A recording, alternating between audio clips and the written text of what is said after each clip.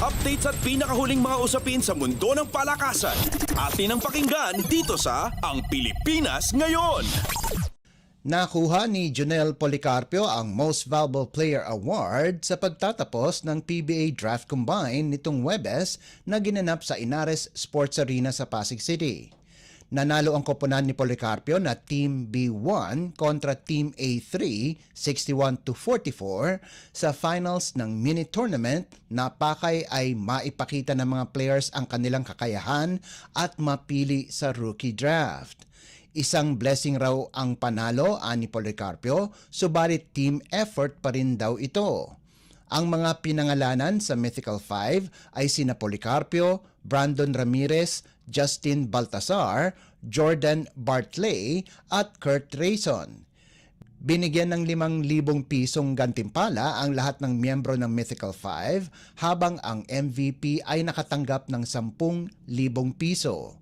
Ang mismong rookie draft ay gaganapin itong darating na linggo, ika-14 ng Hulyo sa Glorieta Activity Center sa Makati City. Updates at pinakahuling mga usapin sa mundo ng palakasan. Atin ang pakinggan dito sa Ang Pilipinas Ngayon. Sasalang si Filipino boxer Yumir Marshall sa ibang weight class ngayon, subalit hindi ito hadlang para makamtan nito ang kanyang layunin na makuha ang Olympic gold medal.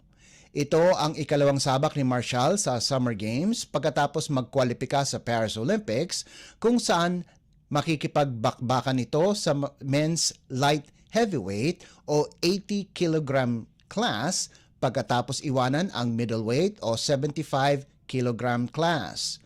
Bago ang kanyang unang salang sa Tokyo Olympics noong 2020, napagdesisyonan ni Marshall na maging profesional sa pagpirma sa Manny Pacquiao o MP Promotions at nag-debut sa kanyang unang profesional na laban noong Disyembre ng kaparehong taon kung saan tinalo niya si Andrew Whitfield ng Estados Unidos. Sa Tokyo, malaki ang potensyal ang ipinakita ni Marshall kung saan nakuha niya ang bronze medal pagkatapos umabot ng semifinals ng men's 75 kg class. Dahil tinanggal na ang weight class na yon sa pinakabagong Asian Games program, napilitan si Marshall na umakyat ng timbang sa 80 kilograms. Hindi naman naging sagabal ito para sa Pinoy boxer pagkalipas na umabot ito sa Asiad Finals para formal na makakuha ng tiket sa Paris. Itong darating na Paris Olympics, malaking hamon ang mga katapat ni Marshall para makamit ang gintong medalya dahil nagbabalik si Arlen Lopez ng Cuba para depensahan ang kanyang titulo. Bukod sa defending champion, maugong din ang representahe ng Azerbaijan na si Loren Alfonso na nakuha ang bronze medal sa Tokyo. Updates at pinakahuling mga usapin sa mundo ng palakasan. Atin ang pakinggan dito sa Ang Pilipinas Ngayon.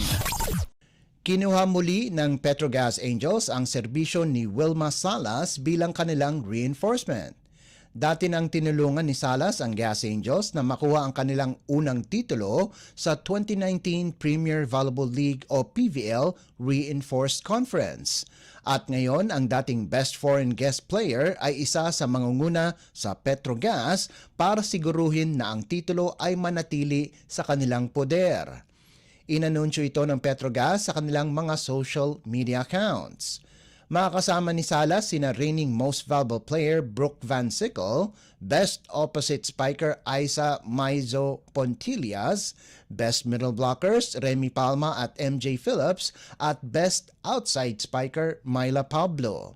Magsisimula ang Reinforced Conference sa susunod na linggo sa Hulyo 16. Makakasama ng defending champion sa Pool B ang mga koponan ng Akari, Capital One, Choco Mucho, Signal HD at Zeus Coffee.